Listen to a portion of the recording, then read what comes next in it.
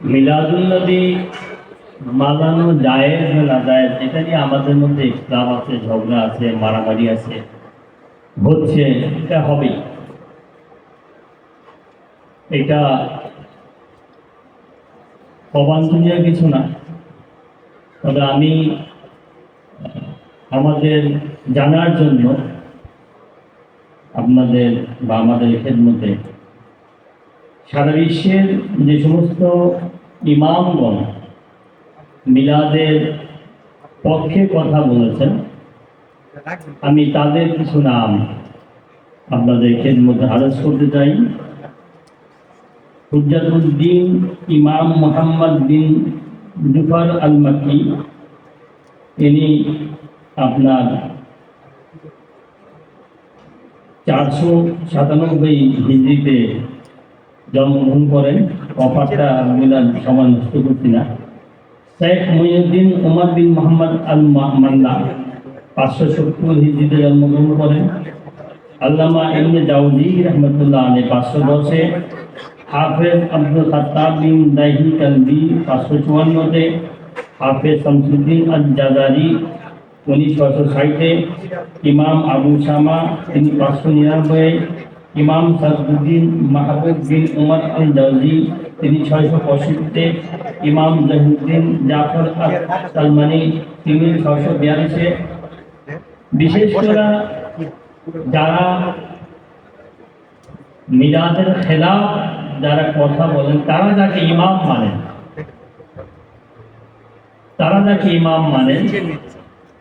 তিনি হচ্ছেন ইমাম আল্লামা ইবনে ইমাম তাইমিয়া রাহমাতুল্লাহ আলাইহি। উনিও মিলাদের পক্ষেই বলেছেন। ইমাম আবু আব্দুল্লাহ বিন আল-হাজ আল-মালিকি তিনিও বলেছেন। এরকম 54 জন উলামায়ে দ্বীন বলেছেন, বিশেষ করে আরব বিশ্বে তারা।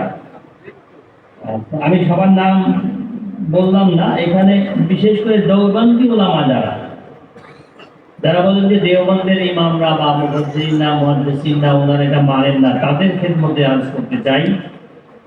এখানে দেওবন্দি উলামা হচ্ছে এখানে আপনার মৌলানা আব্দুল হাই নাহলভী, নবাব সিদ্দিক হাসান ধুপানি, হাজি ইমদাদুল্লাহ মুহাজ্জর মক্কি রহমতুল্লাহ আলাইহি, আল্লামা আবুজ্জামান, ইমাম ইউসুফুদ্দিন ইসমাইল নবাবী, হাকিমুল উম্মাহ আল্লামা মুহাম্মদ ইকবাল, মৌলানা আসাদুল থানভী, মুফতি রশিদ আহমদ নুরানি, মুফতি মোহাম্মদ মাজহারুল্লাহ দেহলভী, শেখ মোহাম্মদ রেজা মিস্ত্রি দেওবন্দি মৌলবীদের সর্বমত মুসলিম বিশ্বে মিলাদুন্নবী সাল্লাল্লাহু আলাইহি ওয়াসাল্লাম উদযাপনের ইতিহাসে তারা এই সমস্ত কথা বলেছেন। এবং বিশেষ করে মওলানা আসিফ রহমাতুল্লাহ আলাইহি তিনি মিলাদুন্নবীর উপর যে কিতাব লিখেছেন, যেটা আহলে সুন্নাতের ইমামরাও এত শক্তভাবে লেখেন নাই। তো মেরে দোস্ত, এখন এখানে একটা গল্প বলে আমি আলোচনায় যাব। সেটা হচ্ছে এক ভদ্রলোকের রাজতন্ত্র ছিল। উনি বললেন যে আমাকে যদি কেউ কোনো যুক্তি দিয়ে হারাইতে পারে, তাহলে আমি আমার সমস্ত রাজতন্ত্র তাকে দিয়ে দিব। এখন তার স্ত্রী তাকে রাখতে বললো যে তুমি যে ঘোষণা করছো, কেউ যদি যুক্তি দিয়ে তোমাকে হারা দেয়, তখন তো তোমার রাজতন্ত্র যাবে, তখন কি করবা? উত্তরে দিয়ে বললেন, আমার জীবনে আমি কোন যুক্তি মানবই না, যাবো কোথা থেকে? আমাকে দেখেই বললে আমি মানবই না, যেহেতু আমি মানবই না, আমার রাজতন্ত্র জানে কিভাবে? যারা মানবে না, যারা মানে না, তাদের সাথে ঝগড়া করার আমাদের কোনো দরকার নাই। এবং এটা ব্যক্তিগতভাবে আমি নিজেও পছন্দ করি না। যারা পড়েন না বা পড়তে চান না বা পড়তে ইচ্ছুক না, তাদের বিপক্ষে আমি কখনো কথাও বলি না। এবং আপনারা যারা মিলাদ পড়েন, আপনাদের প্রতি আমার অনুরোধ থাকবে, তাদের সাথে ভাই যাবেন না, মারামারি করবেন না। কারণ ইসলাম মারামারি বিশ্বাস করে। ইসলাম মারামারি করতে আসেনি, ইসলাম মারামারি কথা বলেনি। ইসলামের নামই শান্তি। এখন শান্তিটা এসে যদি অশান্তি হয়, তাহলে ইসলাম ধরল। যাই হোক, এই সংযুক্ত কথা আপনাদের প্রতি আপনাদের খেদমতে আমি আলোচনায় যাচ্ছি। যাওয়ার আগে আপনারা যারা এসেছেন এই মাহফিলে, বিশেষ করে আমি এবার প্রোগ্রামটা প্রতি বছরই করি, তবে এবার একটা জিনিস আমার মাথায় ঢুকেছিল, কারণ হ্যাঁ মধ্যে কথা বলা যায় না।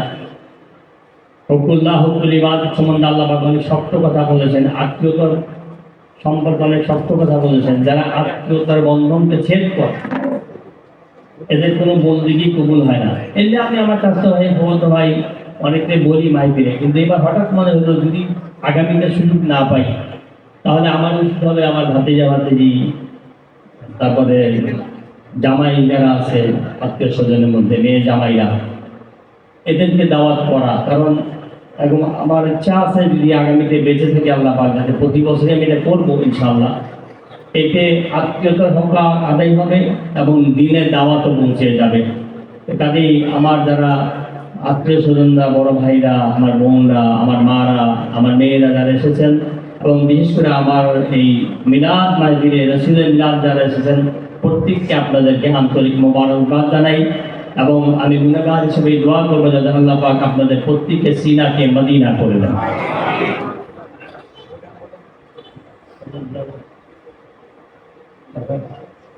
তো আমি আমার ডান পাশে যাকে বসিয়ে রেখেছি, উনি অনেক মস্ত বড় বংশের মানুষ, বাবুবাজার শাসনবাড়ি নিশ্চিত ছিলেন আপনারা।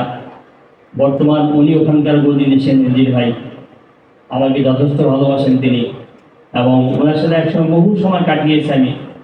বা একদিক থেকে আমি যখন আপনাকে এই নেতা সৌফের আলিমবার শিখি, তখন ওনার সৌফতে ওনার কাছেও যেতাম। এদিকে এখন রোগ ভাই, তিনি অনেক অত্যন্ত বুজুর্গ মানুষ। নাদিম, তিনি হচ্ছে আপনার গিয়া ওই বাংলাদেশের এক্সপ্রেজেন্টে যাদেরকে আপনারা চিনেন, লিটন দেওয়ান চিনেন সবাই আপনারা। লিটন দেওয়ানে কিন্তু গুরু হচ্ছে নাদিম ভাই। হ্যাঁ, উনি আসছে, ধন্যবাদ ওনার। আর আমার বাম পাশে আছেন সফায়ত ভাই, ওনার দাদার মাদার হচ্ছে আপনার গিয়ে মিরপুর 10 নম্বরে হাসপাতুল্লাহ সাহেবুল্লাহ আলাই, ওনার বংশের উনি খানকার দিন এখন।